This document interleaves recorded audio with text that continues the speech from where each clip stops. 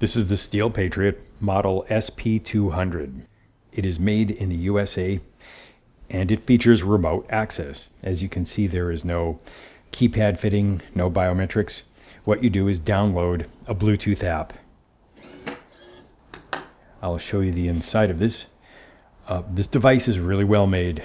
There are no extraneous holes that allow access to the electronics or the mechanical components of the latching mechanism, and this is a very strong design.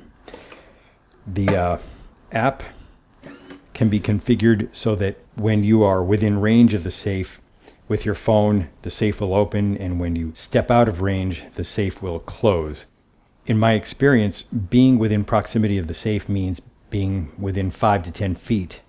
I also found that I need to step 15 to 20 feet away for this to decide to close. I'll be upfront about this. I don't like remote access. If I had any say in California's firearm safety device standards or the standards in any other state, I would prohibit remote access in any device intended for securing a firearm.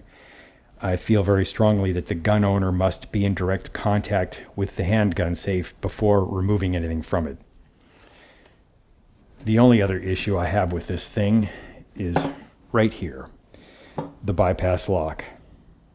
I moved the camera so you can see the lock a little more easily.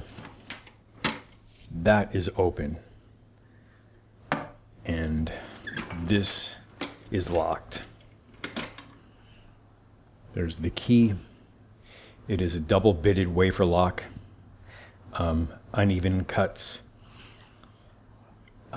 If you've got lock picking tools like these Sparrows, jiggler tools or jiggler keys, these won't help you get through this lock because they're too short. These jiggler tools are made for 15 and 15.5 millimeter length cylinders.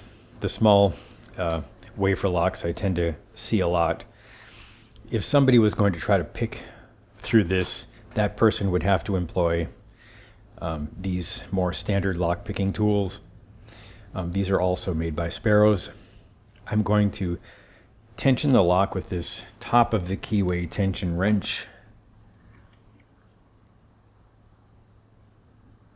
And I'm going to use this broad hook. I'm going to use the rounded end to start rocking the wafers to the shear line.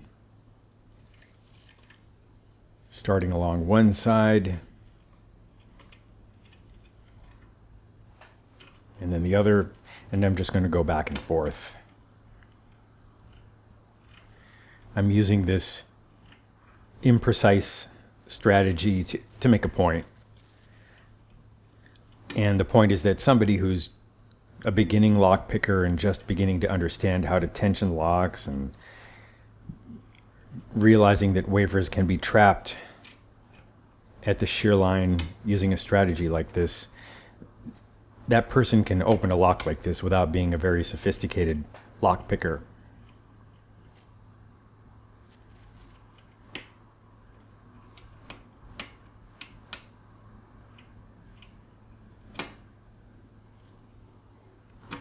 And it's open. If I turn this back like that, it's still open. I have to pick it a second time to lock it. So that's all I wanted to show you. I do think this manufacturer needs to replace this lock.